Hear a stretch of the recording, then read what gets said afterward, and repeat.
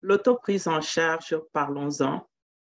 Je m'appelle Jeannette Muzinga, je suis coordinatrice de programme de promotion de la santé au Centre Améthyste pour femmes toxicomanes. Je me prends en charge pour ma bonne santé et mon bien-être. Qu'est-ce qui me vient à l'esprit? Relation, bienveillance, se retrouver, se recentrer, s'orienter, corps, reconnaître, conscience, découvrir, apaiser, guider, grandir, relâcher, vivre, sens, éclairer, intuition, guérir, être, évaluer, émotion, soi, confiance, joie subtile, s'arrêter, accueillir, ressentir, respirer, présence, s'écouter, décider, aimer. Que signifie l'autoprise en charge? Selon l'Organisation mondiale de la santé, l'autoprise en charge est la capacité des personnes, des familles et des communautés à faire la promotion de la santé, prévenir les maladies, rester en bonne santé, faire face à la maladie ou à l'handicap avec ou sans l'accompagnement d'un prestataire de soins. C'est la personne individuellement qui agit ou n'agit pas pour préserver la santé ou répondre à ses symptômes.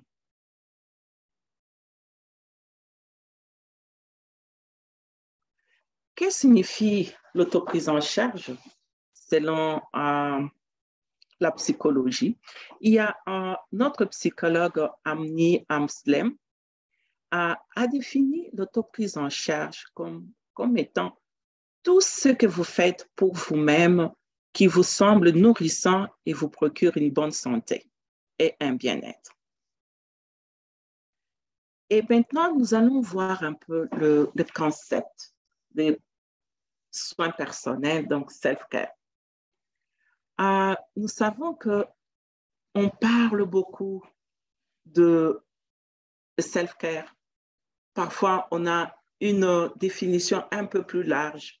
Parfois, on a une définition un peu plus restreinte. Parfois, on trouve que c'est quelque chose d'un peu plus complexe. Et voilà, les concepts, quand on parle vraiment de soins personnels, on pense toujours à l'hygiène générale et individuelle. Par exemple, prendre son bain le matin et brosser ses dents, peigner ses cheveux, se faire belle. Et tout ça, ça fait partie de notre prise en charge, ou bien notre soin personnel, ou bien self-care. Il y a aussi la nutrition, la quantité et la qualité des aliments consommés. Il faut penser aussi à un mode de vie, activités sportives ou bien d'autres activités de loisirs qu'on fait. Il y a aussi des facteurs environnementaux, conditions de vie, des habitudes sociales, tout ça fait partie aussi de notre self-care.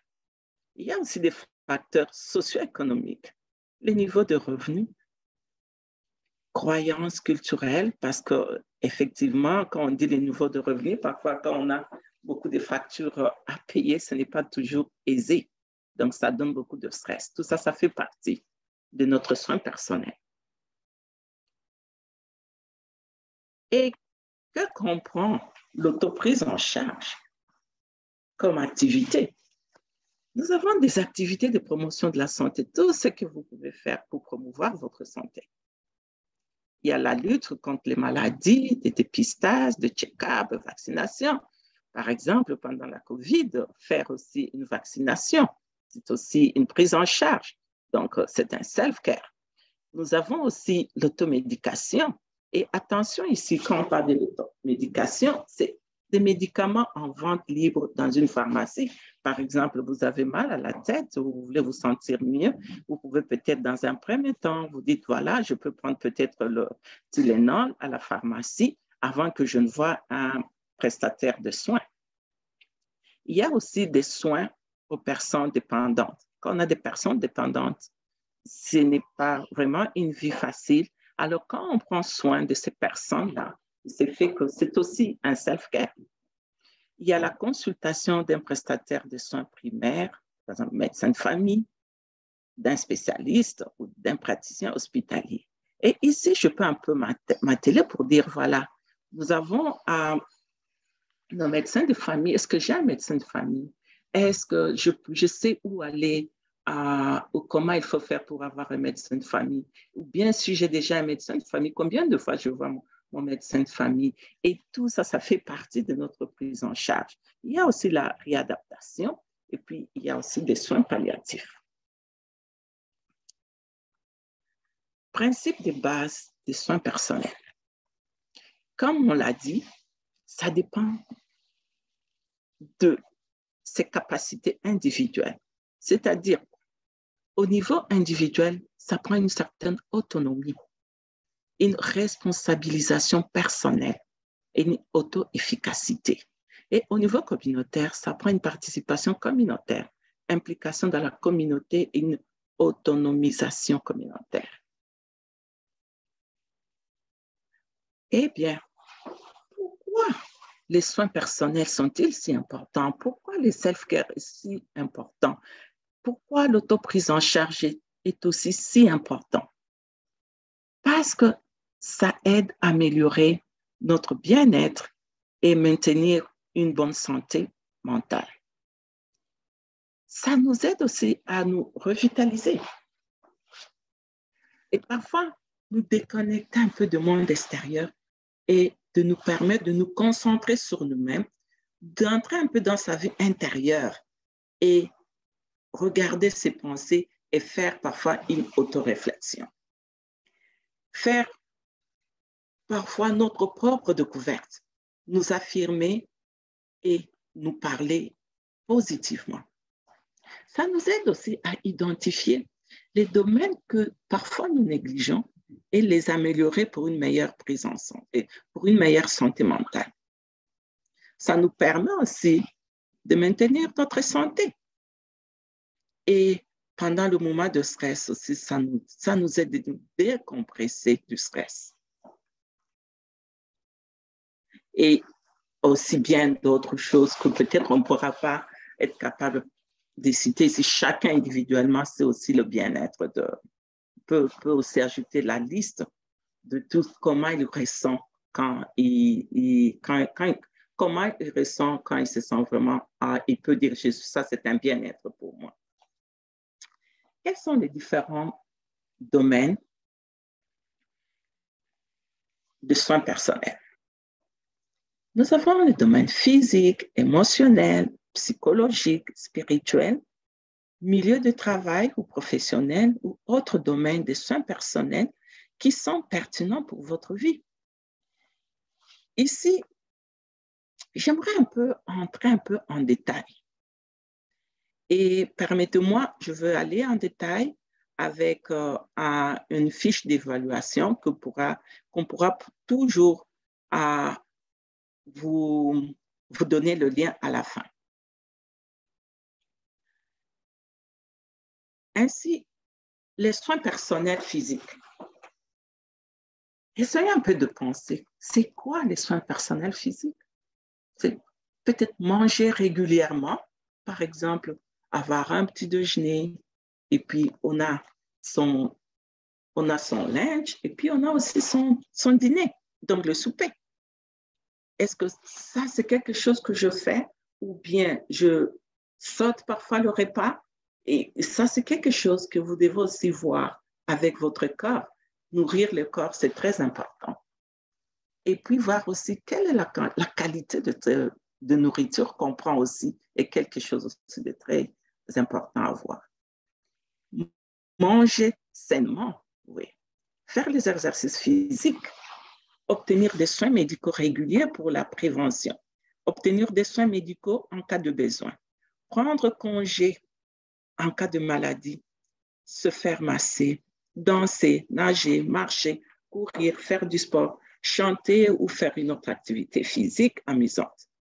Prendre le temps d'être sexuel, donner suffisamment, dormir suffisamment, s'il vous plaît, porter des vêtements que j'aime, Prendre des vacances est autre chose que vous pouvez faire aussi pour bien vous sentir au point de vue des soins physiques. Les soins personnels psychologiques, c'est quoi? C'est par exemple faire des excursions d'une journée ou prendre des mini-vacances. Débranchez-vous du téléphone, des courriels, Facebook, Instagram et autres.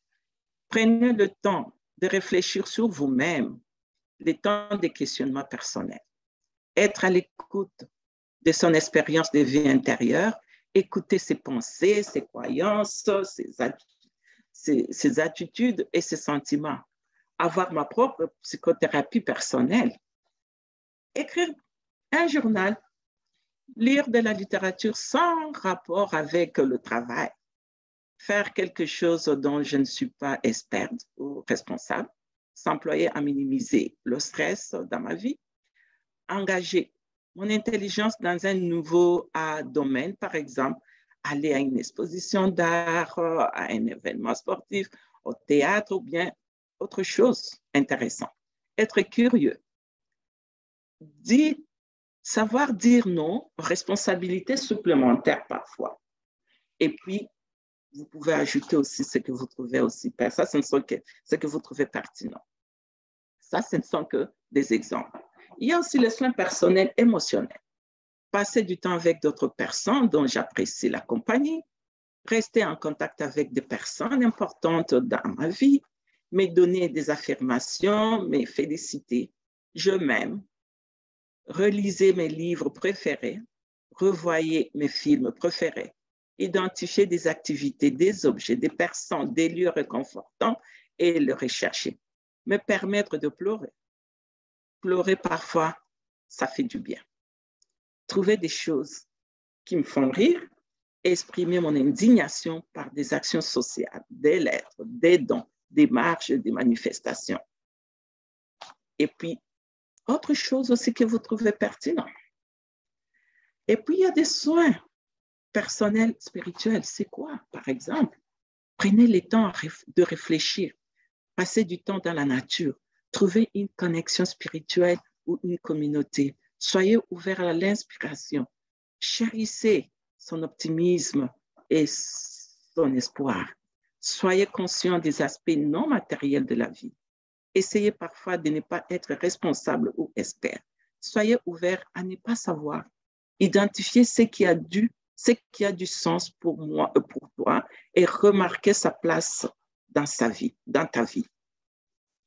Méditez, priez, chantez, avoir des expériences d'admiration, contribuer à des causes auxquelles on croit, lire de la littérature inspirante ou écouter des conférences inspirantes ou de la musique. Et puis, autre chose pertinente pour vous-même.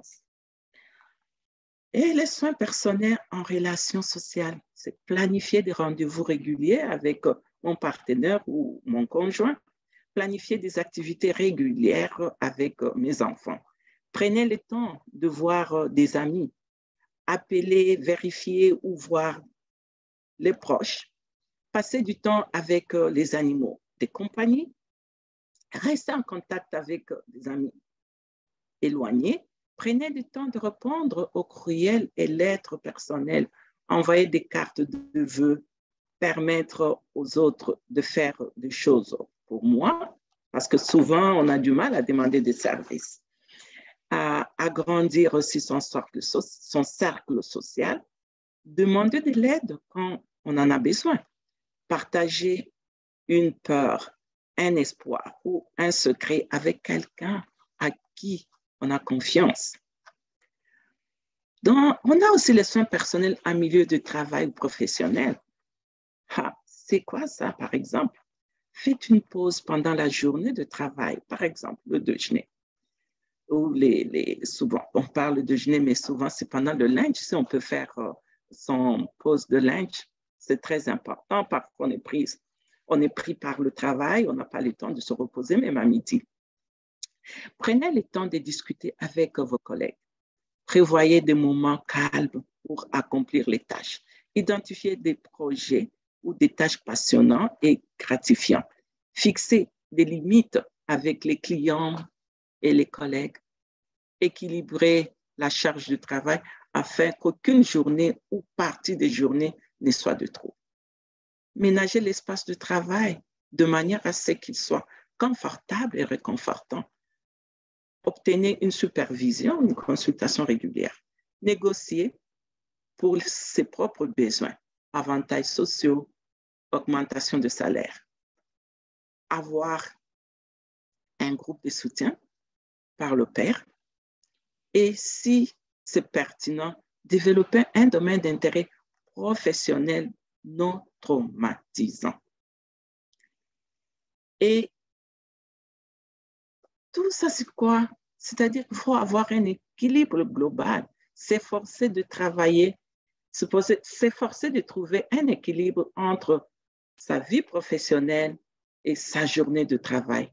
Rechercher un équilibre entre le travail, la famille, les relations, le jeu et le repos.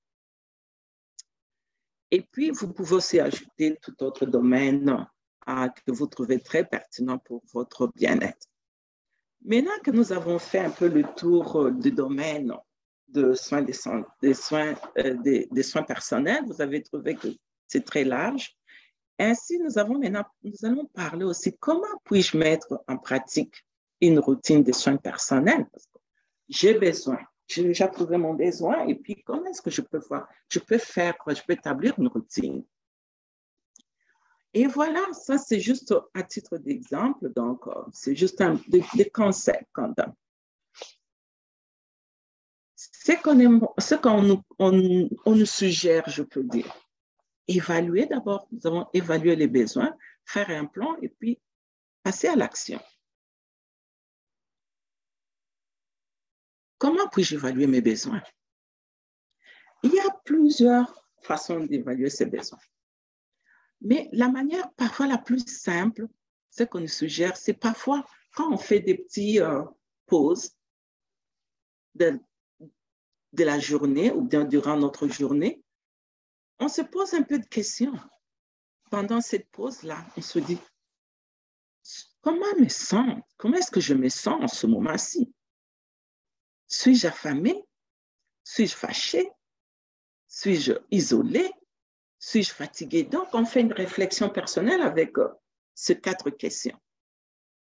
Et puis, ça va vous donner vraiment un peu le temps de penser sur soi-même, de se reconnecter et chercher un peu son bien-être.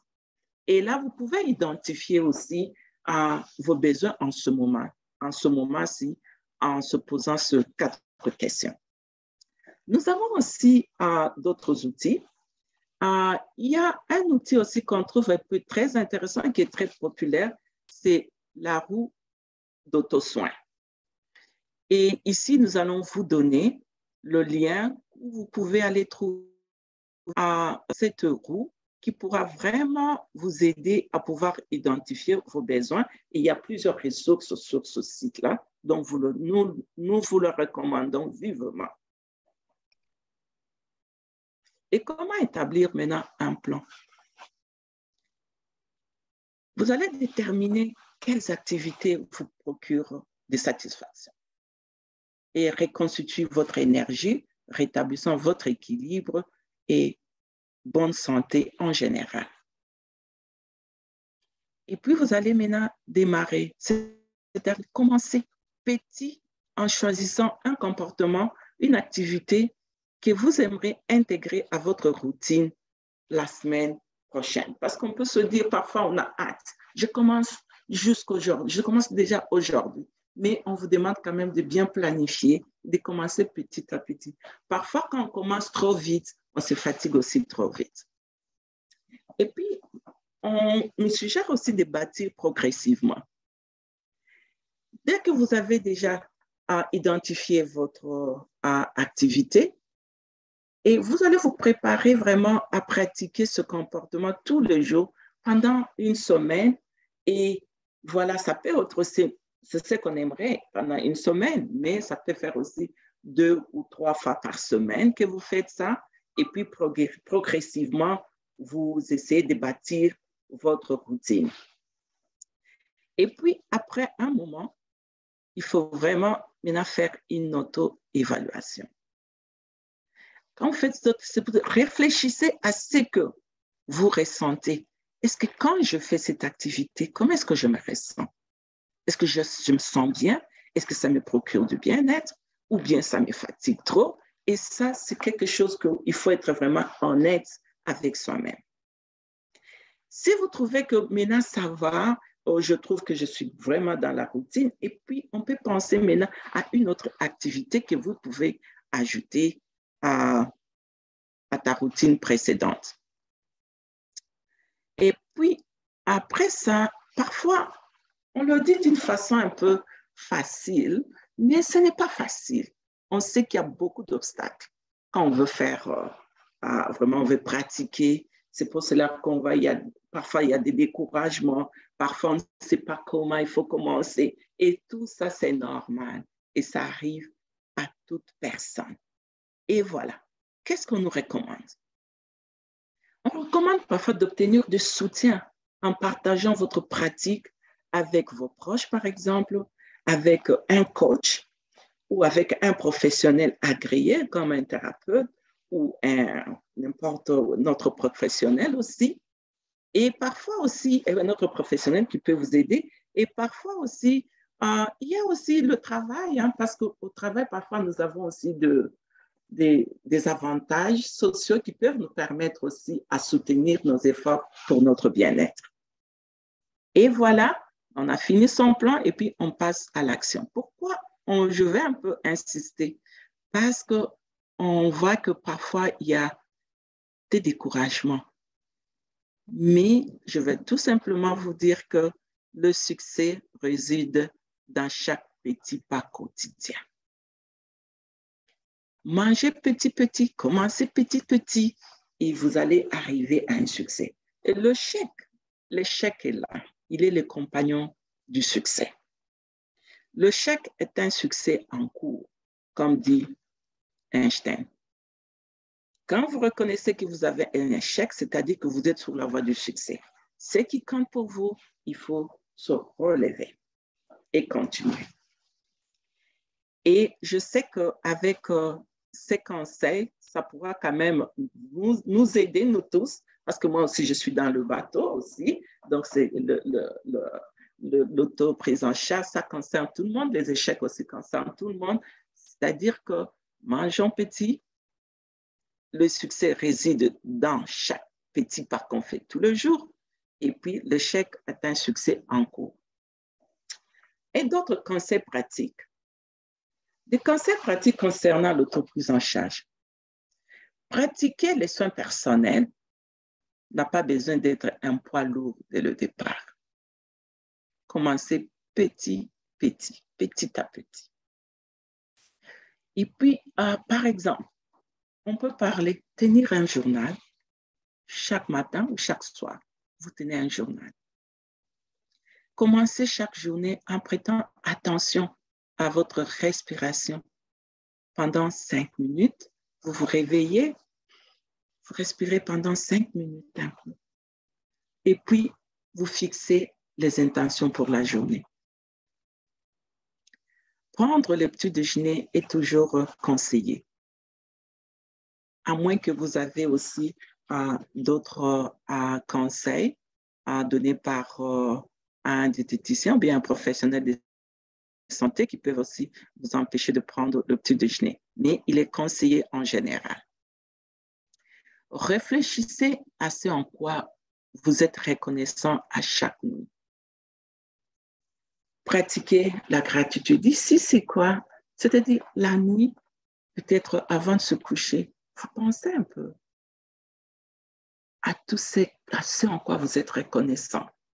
Donc, vous pratiquez un peu la gratitude. Prenez du temps pour pratiquer la gratitude. Et on conseille aussi de mettre un peu, pendant la journée, mettez un peu votre téléphone en mode action pendant une demi-heure avant l'heure de coucher. Chaque nuit. Et libérez-vous de la multitude de notifications pouvant perturber votre sommeil. Ici, je sais que nous sommes dans un monde où les médias sociaux est très, très, très, très, très important. Il commence même parfois à nous envahir. C'est pouvoir prendre un peu un certain contrôle sur ce média, donner du temps à soi-même pour avoir aussi une certaine qualité de sommeil, parce qu'on sait que le sommeil est très important. On nous suggère aussi d'un peu fermer notre téléphone 30 minutes avant de dormir. On ferme un peu le téléphone. Comme ça, on va avoir un bon sommeil, un bon repos, qu'au lieu d'avoir tout le temps ce bruit-là, on le sait, hein, ce bruit-là, le message est entré, le message est entré. Et ça, même si vous dormez, mais le fait seulement d'écouter ce son-là, ces notifications-là, ça perturbe la qualité du sommeil. On vous conseille aussi peut-être d'appeler un ami juste pour lui dire bonjour. Parfois, on a besoin de ça. Pendant la journée, on se dit, bon, je peux appeler une amie, parce que quand on fait du bien à quelqu'un, on fait du bien à soi-même. Adopter un passe-temps relaxant. Donc, vous-même, vous pouvez voir quel est vraiment ce beau temps-là qu'il me faut. Qu'est-ce qui me relaxe? Et puis ça ne doit pas être quelque chose de très complexe. Ça peut être quelque chose vraiment de très simple. Peut-être faire le tour de la maison, ou bien monter, descendre dans les escaliers, ou bien ça peut être juste faire une petite marche de 15 minutes. Ça me suffit. Donc, quelque chose vraiment de très simple pour vraiment juste se sentir bien. Bien, si on a beaucoup plus de moyens ou on a beaucoup plus de temps, on peut faire plus que ça. Allez-y, tout est permis, mais pourvu que ça ne vous fatigue pas trop et que ça ne soit pas quelque chose de très compliqué. Et puis, choisissez aussi une heure de coucher et respectez-la. C'est quelque chose qu'on sait qui est quand même très, très, très, très important, comme vous savez bien que le sommeil a beaucoup, beaucoup, beaucoup de qualités et surtout, il nous apporte beaucoup, beaucoup de bonne santé. Alors, je crois qu'il y a beaucoup d'exemples. On ne pourra pas entrer dans tout ce qui est self-care. Le self-care, on ne pourra pas entrer dans tout ce qui est comme activité de self-care. C'est à vous de voir ce qui est bien pour vous-même et pour votre bien-être. Parce que ce qui peut être très bien pour moi peut ne pas être très bien pour vous. C'est-à-dire, c'est quelque chose plus de personnel. Ainsi, ici, vous avez des ressources. Certaines sont en français, d'autres en anglais. Ce sont des ressources où vous pouvez aller pour vous ressourcer et avoir beaucoup d'idées aussi sur les soins personnels. Ainsi, je crois que nous avons terminé ici pour notre petite balade pour les soins de santé et les soins personnels. Voilà, merci beaucoup pour votre attention sur ce webinaire et j'espère qu'elle vous sera utile dans votre recherche de votre bien-être. OK, merci beaucoup. C'est Jeannette Muzinga. Si vous avez des commentaires, n'hésitez pas à les mettre parce que nous allons faire de temps en temps, nous passerons un peu en revue sur notre site web pour voir un peu vos commentaires et ils seront très utiles pour l'amélioration prochaine. OK, merci beaucoup.